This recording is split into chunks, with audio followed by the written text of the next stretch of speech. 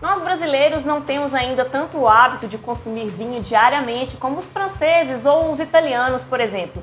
Mas isso está mudando, depois que a gente percebeu que o consumo moderado dessa bebida tem benefícios para a saúde. E para conhecer um pouquinho sobre esse mundo, ao meu lado o Edson Todeschini, que é um conhecedor de vinhos aqui em Caratinga. Tudo bem, Edson? Tudo bem, graças. Vamos falar um pouquinho sobre vinho para quem está assistindo Saúde em Dia?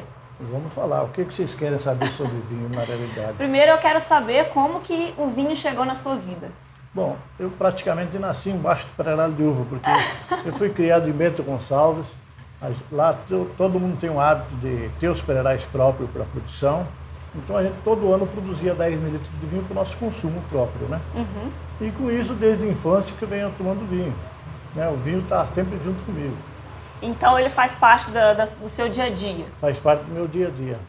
Então, o que você pode me falar sobre os tipos de vinho que existem no mercado? Bom, hoje, no tipo de vinho, a gente tem que falar mais sobre o tipo de uva, né? Uhum. Porque rótulos nós temos milhões, entendeu? Então, geralmente, quando você pega um conhecimento, você tem que sempre se basear em cima. Quando se descobre um vinho que você gosta, você tem que sempre olhar o nome da uva. Então, é ela que prevalece. Então, para mim que não conheço nada de vinhos, eu teria que descobrir a uva que eu gosto. E geralmente, para não assustar você sempre começa com suave. Às vezes não, tem pessoas que começam no suave e nem gostam do suave, já vai direto no seco, né? Porque tem um paladar mais forte? O vinho seco não, o vinho suave, não existe na fabricações de vinho, não existe vinho suave, entendeu? Todos os vinhos são secos, desde que você esmagou a uva, fermentou, sai o vinho seco. São adoçados depois, entendeu? Ah, sim. Entendeu? A não ser vinhos de missa, né? Os vinhos de missa, esses sim, são suaves por natureza, porque eles deixam a uva quase virar passas no pé e depois fazem o vinho, né? Então ele tem alto, o teor alcoólico é bem alto, são quase 37 em álcool, e ele não consegue pegar toda a glicose da uva e se transformar em álcool. Então ele fica licoroso com alto teor alcoólico. Eu já ouvi falar que as classificações, né, seriam vinho seco, suave, tinto, branco, tem um vinho rosé também. Está correta essa classificação? Tem. Tem os vinhos rosé, geralmente, são vinhos que você pode fazer eles com a uva preta também. Uhum. Entendeu? Depende do tempo que você deixa na fermentação junto com a casca. Não é que seja específico para o uva rosé, não. Entendeu? Vamos supor, o vinho tinto mais encorpado, aí você deixa ele mais tempo na fermentação junto com a casca. Ele pega mais a coloração da casca, né? Então assim você faz. Mas os tipos de uva que prevalece muito, né? Um Cabernet Sauvignon, um Tannat, um Pinotage, entendeu? Tem muitos vinhos que eles são mais benéficos para a saúde, porque por ele ser que nem a uva Tannat, ela é mais preta. Então os raios solares formam os mais taninos na casca. Entendeu? Isso... Então, quando na fabricação do vinho, você consegue mais antioxidante numa garrafa de vinho do que os outros. Olha, que então, legal! Os vinhos Tannat, eles são mais benéficos para o coração. O vinho da uva Taná, ele é um vinho comum da gente encontrar no mercado? Hoje está começando a entrar no mercado aqui, mas ele é originário do Uruguai, o berço da uva Tannat é o Uruguai. Hoje que está entrando no Brasil, já tem bastantes vinhos Tannat, certo? Antigamente, aqui no Brasil, a gente usava essa uva Tannat para dar coloração aos outros vinhos, né? Nem era fazer assemblagem mais. A gente nunca fazia um vinho com Tannat direto, né? Hoje não, hoje né, o vinho Tannat já são feitos uvas, que nem essa garrafa que está aqui, ó. Ele já é feito com uva Tannat puro. O que seria assemblagem que você falou? Assemblagem é quando você mistura 3 uvas. É a mesma coisa que fazer um perfume. Porque você faz um vinho só de Cabernet, né? Agora, quando é uma assemblagem, aí você mistura Cabernet, Merlot, Tannat, 3 uvas, entendeu? Aí você faz uma assemblagem. Aí que sai a qualidade do enólogo. Porque o enólogo, não fazer um vinho, é a mesma coisa que fazer um perfume, entendeu? Você tem que saber as dosagens certas de cada tipo de uva para você conseguir um sabor único seu. O enólogo, então, é quem está envolvido na produção do vinho? Justamente. E qual que é a diferença do enólogo para o sommelier e para o enófilo? O sommelier é quem recomenda o vinho. Numa casa, geralmente, ele recomenda o vinho para os clientes, né? Qual a harmonização mais com a comida, aquela história toda, né? O nófilo não. Os nófilos geralmente são pessoas que gostam de colecionar vinho, né? Que passa a se interessar por vinho, entendeu? Que fica fazendo aquelas formações de aqueles reuniões. grupinhos. Aquele É grupinho. tipo eu, quem está assistindo a gente, que ainda não Justamente. conhece muito. Então eles formam, eles ficam trocando ideia, são curiosos de vinho, né?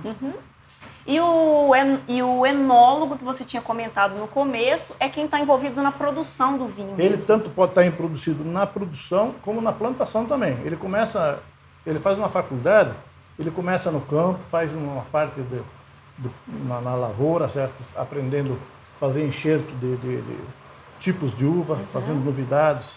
Depois ele vem para o laboratório e vai aprender o restante. Depois, como se faz um vinho, como se deixa o tempo que você tem que deixar com a casca. Entendeu? Aquela história toda, né?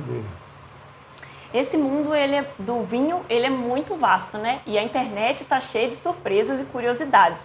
E quando a gente fala da internet, a gente fala de conexão saúde. Vamos ver o que a Noélia trouxe hoje. Você pode ser do tipo que bebe socialmente, toma uma taça de vinho de vez em quando ou só em ocasiões especiais.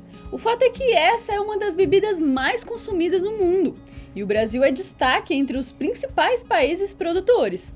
Mesmo pessoas que não têm o hábito de consumir bebidas alcoólicas gostam de apreciar um pouquinho às vezes. Se você é como eu, leiga no assunto, então quero indicar alguns aplicativos que ajudam a escolher um bom vinho. O primeiro se chama Vivino. Você fotografa o rótulo de um vinho e aparecem todas as informações sobre ele, o preço dele no mercado, de onde vem, avaliação dos especialistas, popularidade, características de sabor e de ingredientes, comentários dos consumidores e até mesmo comidas que podem harmonizar. É bem legal para todos os públicos. Mas para quem é um verdadeiro fã de vinhos, eu sugiro o Wine Advisor, que funciona como uma rede social. É ideal para quem gosta de avaliar as marcas e os produtos e explorar novidades. Você pode compartilhar imagens e até comprar bebidas através da plataforma. E o melhor, ainda ler dicas de grandes especialistas do mundo todo. Agora, uma dica que vale tanto para os amadores quanto para os experts no assunto é o documentário Some, disponível na Netflix. Se você gostar do filme, também pode assistir a continuidade dele. O título é Some, Dentro da Garrafa, e fala sobre vinicultores, a história e os processos de fabricação dos vinhos. Para não perder nenhuma dessas dicas que eu dei, acesse as redes sociais do Saúde em Dia. Eu vou colocar tudo lá. Tchau! Obrigada, Noélia, pelas curiosidades que você trouxe hoje no Saúde em Dia. Seu Edson, outra dúvida que eu tenho, que eu já ouvi falar que existe uma classificação dos vinhos entre Velho Mundo e Novo Mundo. O que isso significa? O seguinte, são vinhos do Velho Mundo, são vinhos da França, Itália e tudo mais. Lá eles vêm tomando, desde a época cristã, que eles vêm tomando vinho, né? São vinhos mais especializados em vinho, são pequenos produtores que fazem aqueles vinhos específicos. E os vinhos do Novo Mundo são esses vinhos que vêm surgindo hoje, entendeu? Né? Seriam vinhos da Argentina, Chile, Chile, do Brasil. O Brasil, são vinhos que a gente está tomando dia a dia, né? E o seguinte, do Velho Mundo que a gente fala, vamos supor, tu pega um Romanée Conti da França, tem vinho de 150 mil reais uma garrafa de vinho.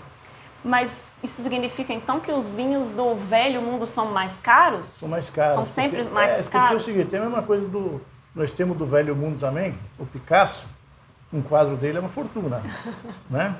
E então é o seguinte, nós temos o Romanée Conti, por ele ser do Velho Mundo, os iniciantes da história do vinho, uma garrafa de vinho Romanée Conti custa 150 mil reais a garrafa. Eu sempre falo nas minhas palestras sobre vinho, eu pego uma garrafa de vinho desses aqui e explico para o cliente o seguinte, esse vinho aqui, 70% é de uva e 30% é de história. Se você não contar os 30% de história, o restante não vale nada. Entendeu? Porque esses 30% são a referência. Eu sei, vou supor, a partir de hoje eu sei quem você é. Antes eu não sabia. Entendeu? Então, mas a história que o senhor está falando no sentido do cultivo, como que a uva foi plantada, a terra. O que ele vale, qual é o tipo de uva. Você entendeu? Então é o seguinte, se eu não falar nada sobre isso, você vai achar, eu botar um Romanée Conti, eu botar esse vinho aqui, é a mesma coisa.